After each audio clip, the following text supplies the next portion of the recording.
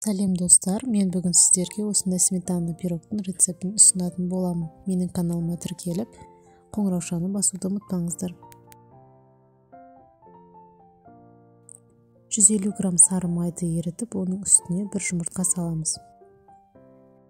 Оның үстіне 3 ас қасық қант және 1 ас қасық қопсытқыш салып, қант ерігенше араластырамыз.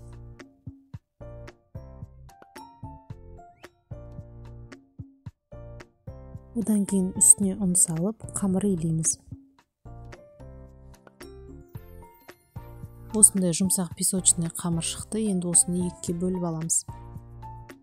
Менде 24 сантиметрлік форма, жаңағы бір бөлігін жайып, осылай форманың астына саламыз. Енді қамырдан қалған бөлігін жайып, осылай шеттеріне жапсырып шығамыз. Енді ары қарай салмасын дайындаймыз. Ол үшін бізге 20% 500 грамм қаймақ керек. Оның үстіне 3 жұмыртқаны саламыз.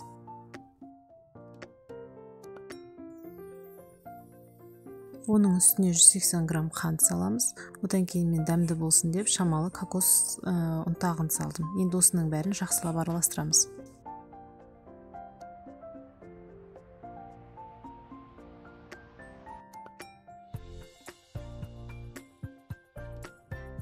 Осы салманы формаға құйып, 180 градуста 45-50 минут пісіреміз.